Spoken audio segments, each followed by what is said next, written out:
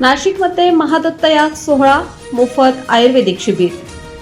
अहिल्यानगर जिल्ह्यातील संगमनेर तालुक्यातील वडगाव पान येथील दत्त दिगंबर सेवाभावी संस्थेच्या वतीने नाशिक नगरीत पहिल्यांदाच भव्य महादत्त याग सोहळ्याचे आयोजन करण्यात आले आहे। परमपूज्य गडगे महाराज यांच्या मार्गदर्शनाखाली होणारा हा कार्यक्रम येत्या 3, 4 आणि 5 एप्रिल 2026 रोजी गोल्फ क्लब ईदगाह मैदान येथे पार पडणार आहे। सामाजिक आणि धार्मिक कार्यात अग्रेसर असलेल्या या संस्थेच्या माध्यमातून नाशिककरांना आध्यात्मिक अनुभूतीसोबतच आरोग्य सेवेचाही लाभ घेता येणार आहे। या 3 दिवसीय उत्सवात दररोज संध्याकाळी 4 ते 6 या वेळेत 1008 कुंडी महादत्त याग सोहळा संपन्न होईल, ज्यात पुरातन काळातील वैदिक प्रक्रिया आणि प्रार्थनांद्वारे शरीर शुद्धी व समस्या मार्गदर्शनावर भर दिला जाणार आहे। विशेष म्हणजे या सोहळ्याचे औचित्य साधून सकाळी 10 ते सायंकाळी 5 या वेळेत मोफत तपासणी व आयुर्वेदिक शिबिराचे आयोजन करण्यात आले आहे। यात डॉक्टर मोहन पुरी नाडी परीक्षण करून रुग्णांना मार्गदर्शन करणार आहेत। गडगे महाराज समस्यांचे निवारण करणार आहेत। तसेच भाविकांसाठी दररोज रात्री 7 ते 8 या वेळेत मोफत रुद्राक्ष वाटप देखील करण्यात येणार आहे। नाशिकमध्ये प्रथमच आयोजित होत असलेल्या या मंगलमय सोहळ्याचा आणि आरोग्य शिबिराचा जास्तीत जास्त नागरिकांनी लाभ घ्यावा असे आवाहन दत्त दिगंबर सेवाभावी संस्थेच्या वतीने करण्यात आले आहे। 1008 हवन आहेत। 3 तारीख, 4 तारीख आणि 5 तारीख। तसेच आयुर्वेदिक शिबिर जे आहे ते सकाळी 10 पासून दिवसभर चालणार आहे। दुपारी 3 वाजेपासून तर रात्री 9 वाजेपर्यंत प्रार्थना होईल, पंचसुक्ताचा अभिषेक होईल, हवन होईल, 7 चक्रांची शुद्धी होईल। असं 3 ते 10चं नियोजन आहे। तसेच जे आयुर्वेदिक शिबिर जे आहे मोफत तपासणी करून नाडी परीक्षण करून औषधी दिल्या जाणार आहेत। रुद्राक्षाची वाटप 3ही दिवस चालणार आहे। तेव्हा या संधीचा सर्व भाविकांनी जास्तीत जास्त लाभ घ्यावा। ही प्रक्रिया तुम्हाला कुठेही बघायला भेटणार नाही, कारण ही प्रक्रियाच पुरातन काळातील आहे। 300 वर्षाच्या पाठीमागे ही प्रक्रिया चालत असायची। त्यावेळी डॉक्टर नव्हते, ही प्रक्रियाच असायची। दत्तधाम सरकारतर्फे जो 3 दिवसाचा शिबिर या ठिकाणी आयोजित करणार आहात, हो, त्यासाठी आपण भाविक भक्तांना काय आवाहन कराल? ज्यांची शारीरिक मानसिक काही बिमारी असेल तर आयुर्वेदिक शिबिराचा सर्वांनी लाभ घ्यावा। 1008 महादत्त याग सोहळा संपन्न होणार आहे। हो, काय सांगा? वैदिक प्रक्रिया आहे। पुरातन काळामध्ये काही डॉक्टर नव्हते। पुरातन काळामध्ये वैदिक प्रक्रिया चालायची। वैदिक प्रक्रिया म्हणजे काय? आरोग्य हवन, समस्या निवारण हवन, महामृत्युंजय हवन, नवग्रहांचे हवन, प्रार्थना, संकल्प, ध्यान साधना। आपल्या शरीरामध्ये 7 चक्र असतात।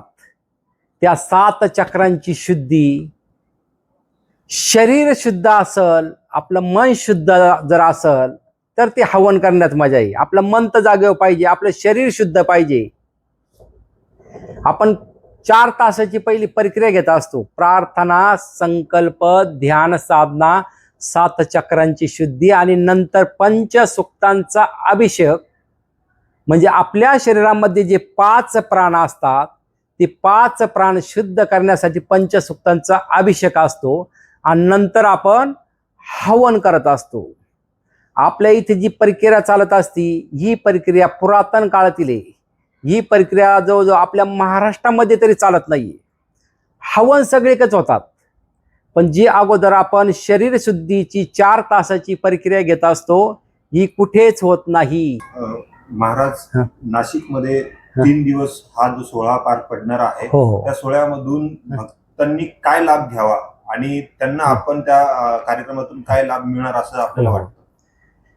आता ही वैदिक प्रक्रिया म्हणजे पुरातन काळातील प्रक्रिया आहे।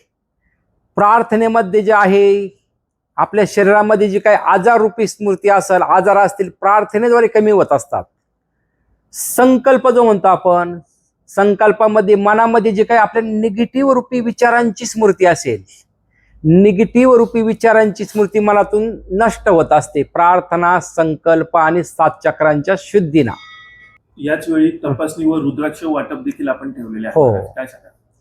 रुद्राक्ष म्हणजे हा भगवान शंकराच्या अश्रूपासून तयार झालेला आहे। रुद्राक्ष धारण केल्यानंतर शारीरिक, मानसिक, आर्थिक समस्या आपल्या सुटत असतात. विचार आपले पॉझिटिव्ह राहत असतात. हृदयाचे आजार आपल्याला होत नसतात. पण तो रुद्राक्ष ही पवित्र असायला पाहिजे. आता पवित्र म्हणजे काय? त्या रुद्राक्षाचा पहिला अभिषेक केलेला असायला पाहिजे. रुद्र अभिषेक. आपण रुद्र अभिषेक इथे करून नंतर ते रुद्राक्ष तिथे वाटण्यासाठी येणार आहोत. सनातन धर्म. आता सनातन धर्माची सेवा म्हणजे काय? सनातन धर्म चालवणे म्हणजे काय? निवळ टिळा लावणे म्हणजे सनातन धर्माची सेवा होत नाही. भगवा कपडा घातला म्हणजे सनातन धर्माची सेवा होत नाही. ज्या माता पित्यांनी आपल्याला जन्म दिलेला आहे त्या माता पित्यांची सेवा महत्वाची आहे. त्या माता पित्यांची आज्ञा पाळणं महत्वाचं आहे. आपण प्रार्थनेमधून, ध्यान धारणेमधून हा संदेश देत असतो. दत्तधाम सरकारच्या माध्यमातून हो. आता आम्ही स्वतः प्रतिक्रिया घेतल्या या ठिकाणी. हो. मोठे मोठे आजार नागरिकांचे बरे झालेले आहेत, त्याबद्दल काय सांगाल? आता एक जे आजार आहे ही वैदिक प्रक्रिया आपण अगोदर करीत असतो. हा काही चमत्कार नाही. जे आपण प्रार्थना घेतो, संकल्प घेतो, ध्यान साधना घेतो, याच्याद्वारे आपल्या मनामध्ये जे निगेटिव्ह विचार असतात ते निगेटिव्ह विचार नष्ट होत असतात. काही आजार आपल्याला असे असतात, पूर्वजांचे आजार आपल्याला येत असतात, म्हणजे स्मृती म्हणायची, किंवा आपल्या मागच्या जन्माचं काही राहिलेलं असेल ते आजार आपल्याला या जन्मामध्ये भोगावा लागत असतात. महाराज, आम्ही या ठिकाणी प्रतिक्रिया घेत असताना बरेच नागरिक व्यसनाधीनतेच्या आहारी गेलेले आहेत आणि ते आपल्या दत्तधाम सरकारमध्ये या ठिकाणी आलेले आहेत. तर व्यसनाधीनतेच्या आहारी गेलेल्या नागरिकांना आपण या ठिकाणी काय संदेश देता? आणि बरेच लोक या ठिकाणी बरे झालेले आहेत, काय सांगाल? सर्वात महत्वाचं म्हणजे माणसाच्या मनामध्ये एक निगेटिव्ह विचार बसलेले असतात. काही ही दारू आहे, ही माझी दारू मेल्याशिवाय सुटणार नाही, आपण हे म्हणतो. पण मेल्यानंतर कधीही दारू सुटत नसती. कारण हे शरीर नष्ट होणार आहे, पण शरीरामध्ये जो आहे तो अमर आहे. जरी आपण पर आत्महत्या जरी केली तर आपल्याला परत जन्म घ्यावाच लागतो आणि ते भोगावाच लागतात. आपण इथे काय करत असतो? त्याचं मनोबल वाढवलं जातं. म्हणजेच त्याला आधार दिला जातो. तुला भ्रम होतो. तुझं वय जर 40 वर्ष असेल, तू 40 वर्षापासून तू दारू पित नाही, तू 10 वर्षापासून पितोय, मग अगोदर 30 वर्षी पिला नाही, मग का मेला का तू? नाही मेला. फक्त मनोबल वाढवलं जातं. आपलं जे सूक्ष्म शरीर असतं ते आकासलेलं असतं आणि माणसाच्या मनामध्ये निगेटिव्हिटी झालेली असती की नाही, ही दारू माझी आता सुटतच नाही, ही मेल्याशिवाय सुटणार नाही. तो भ्रम आपण त्याच्या मनामधून नष्ट करीत असतो प्रार्थनेद्वारे, संकल्पाद्वारे, ध्यान साधनेद्वारे. दत्तधाम सरकारमध्ये आलेल्या भक्तांवरती उपचार केला जातो आणि आपण त्यांना दिल्या सुद्धा जातात. तर त्याबद्दल काय सांगाल? ही आयुर्वेदिक जी औषधी आहे याची उत्पत्ती कशी झाली ही महत्वाची. काही लोक म्हणतात देव आहे, मग देवाला एवढं कळतं तर मग औषधी खाण्याची काय गरज, असे काही लोक प्रश्न विचारतात. देवतांना सुद्धा डॉक्टर होते. देवतांचे डॉक्टर म्हणजे धन्वंतरी देवता. आता धन्वंतरी देवतेची उत्पत्ती कशी झाली? ज्यावेळेस देवदैत्यांचं युद्ध झालं त्यावेळेस समुद्र मंथनामधून नवरत्ने बाहेर पडली. त्याच्यापैकी धन्वंतरी देवता पहिले प्रगट झाले.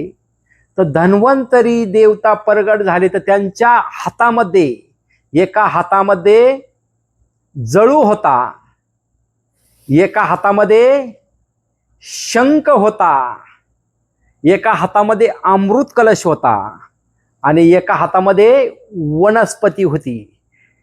तिथून पुढं आयुर्वेदिक वनस्पती जास्त प्रचलित झाली. नवरत्नांपैकी गोमाता सुद्धा प्रगट झाली. कुठून झाली? नवरत्नांपैकी गोमाता ही तिथून प्रगट झालेली.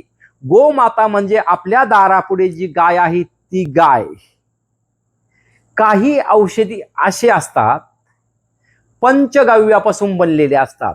दूध आलं, तूप आलं, दही आलं, गोमित्र आलं किंवा शेण आलं, याच्यापासून काही औषधी बनलेले असतात. आजार कमी करण्यास त्या औषधांची आपल्याला मदत होत असते.